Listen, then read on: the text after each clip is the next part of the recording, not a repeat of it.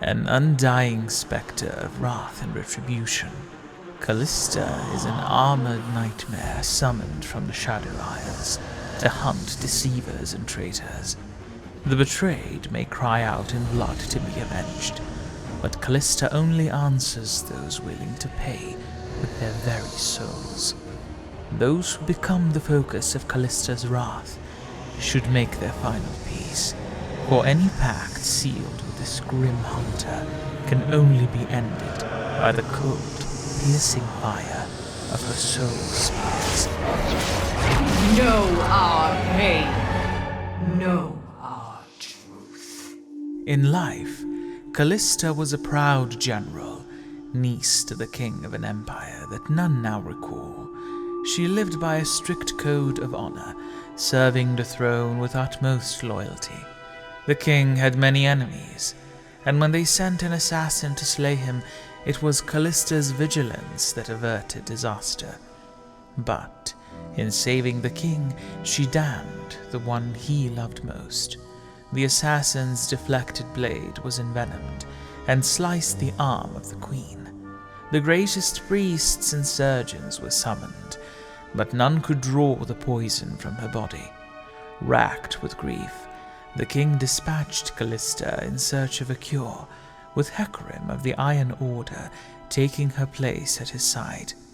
Kalista traveled far, consulting learned scholars, hermits, and mystics, but to no avail. Finally, she learned of a place protected from the outside world by shimmering pale mists, whose inhabitants were rumored to know the secrets of eternal life. She set sail on one last voyage of hope to the almost legendary Blessed Isles. The guardians of the capital city, Helia, saw the purity of Kalista's intent and parted the mists to allow her safe passage. She begged them to heal the queen, and after much consideration, the masters of the city agreed. Time was of the essence. While the queen yet breathed, there was hope for her in the fabled waters of life. Kalista was given a talisman that would allow her to return to Helia unaided, but was warned against sharing this knowledge with any other. However, by the time Kalista reached the shores of her homeland, the queen was already dead. The king had descended into madness, locking himself in his tower with the queen's festering corpse. When he learned of Kalista's return, he demanded to know what she had found. With a heavy heart, for she had never before failed him, she admitted that the cure she had found would be of no use. The king would not believe this, and condemned Kalista as a traitor to the crown. It was Hecarim who persuaded her to lead them to the Blessed Isles, where her uncle could hear the truth of it from the masters themselves. Then, perhaps, he would find peace, even if only in accepting that the queen was gone and allowing her to be laid to rest. Hesitantly, Kalista agreed, and so the king set out with a flotilla of his fastest ships and cried out in joy as the glittering city of Helia was revealed to him. However, they were met by the stern masters, who would not allow them to pass. Death, they insisted, was final. To cheat it would be to break the natural order of the world. The king flew into a fevered rage and commanded Kalista to slay any who opposed them.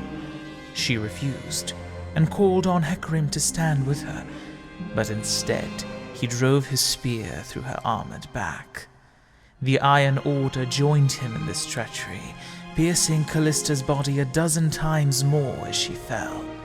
A brutal melee erupted, with those devoted to Kalista fighting desperately against Hecarim's knights, but their numbers were too few, as Kalista's life faded, and she watched her warriors die, swearing vengeance with her final breath. When next Kalista opened her eyes, they were filled with the dark power of unnatural magic. Why? She had no idea what had transpired, but the city of Helia had been transformed into a twisted mockery of its former beauty. Indeed, the entirety of the Blessed Isles was now a place of shadow and darkness, filled with howling spirits, trapped for all eternity in the nightmare of undeath. Though she tried to cling to those fragmented memories of Hecarim's monstrous betrayal, they have slowly faded in all the centuries since, and all that now remains is a thirst for revenge burning in Kalista's ruined chest. She had become a specter, a figure of macabre folklore, often invoked by those who have suffered similar treacheries. These wretched spirits are subsumed into hers to pay the ultimate price, becoming one with the spear of vengeance. Trust is a weapon. We trust it. I must remember.